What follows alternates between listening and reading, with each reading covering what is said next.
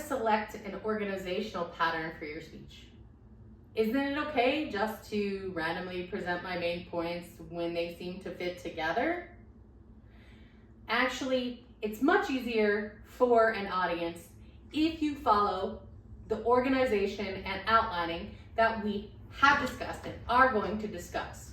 I'm Dr. Heidi, and I'm going to use the presentational aid from O'Hare and Rubenstein's Pocket Guide to Public Speaking 7th edition to explain to you how to select an organizational pattern. Some of these patterns will be used for an informative speech, some only for a persuasive speech, and some only for a speech to entertain, commemorate, etc. Arranging speech points chronologically.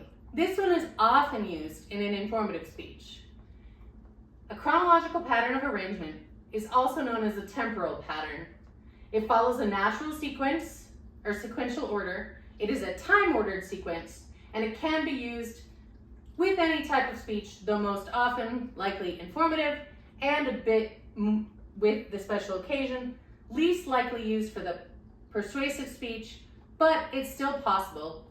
So this might be an option depending on what you need. The spatial pattern of arrangement is ordered by physical proximity, direction relative to one another, and used when speaking about a physical arrangement.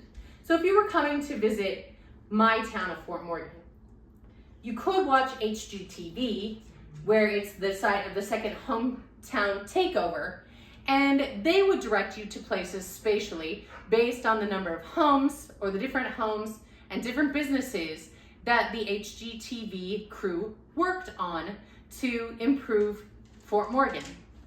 I, on the other hand, might give you a spatial informative speech about Fort Morgan based on the smells. So if you were coming into Fort Morgan from the west, which many people who are coming from Denver would do, you would first encounter the stench or the smell of the sugar beet factory. In case you didn't know, the processing of sugar beets is extremely stinky. But that is not the only smelly thing in Fort Morgan. If you keep traveling toward the east, you are going to come upon the Cargill meat processing plant. This one smells rancid and disgusting when they are processing meat. If you like meat, you probably don't want to smell the Cargill factory. Finally, on the very east side of town are the Dairy Farmers of America and Leprino Foods plants.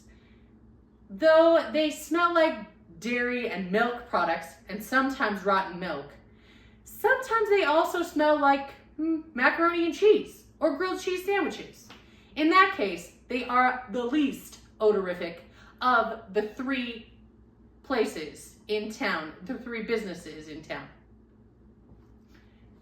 Spatial pattern, spatial arrangement of main points. I do wish you would come and visit Fort Morgan though, so at least you know what I'm talking about. You can also arrange speech points using a causal pattern. The causal pattern is often used for a persuasive speech because it presents a cause and effect. This is used when describing a cause and effect relationship. Usually the causes are presented followed by the effects, although sometimes you can flip it around, but you have to be very creative when doing this. And it can be used with any type of speech. Again, the most popular for this one is the persuasive speech. You can arrange points by using a problem-solution pattern. There's also the problem-cause-solution. But if you use a problem-solution pattern, you are identifying the problem first, offering a solution next, and it's demonstrating the nature and significance of a problem. This also has to provide justification for your solution. So make sure that the solution you provide is something that's actually doable, something that you could put into place to resolve the problem.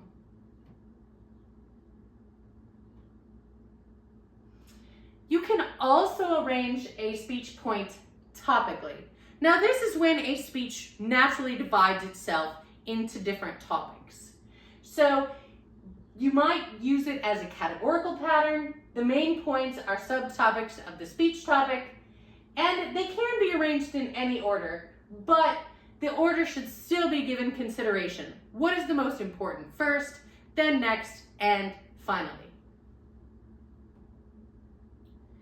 Arranging speech points using the narrative pattern. Remember I explained that using stories in your speech are important. This is like using your speech as a story or your story as a speech. So you want to use the narrative pattern of arrangement. The speech consists of a story. It includes character, conflict, and resolution. It may incorporate elements of the other designs, and it requires a preview of the topic. So you have to have an introduction, a thesis, main points, and a conclusion. Using a story form does not mean you can leave out some of the important parts that are essential to the structure of a speech. Why is the structure of a speech important? Why do we think about the organizational design? Well, if you've ever been an audience member in a speech where somebody hasn't thought about the organizational design of their speech, you will know that it is very difficult to follow along.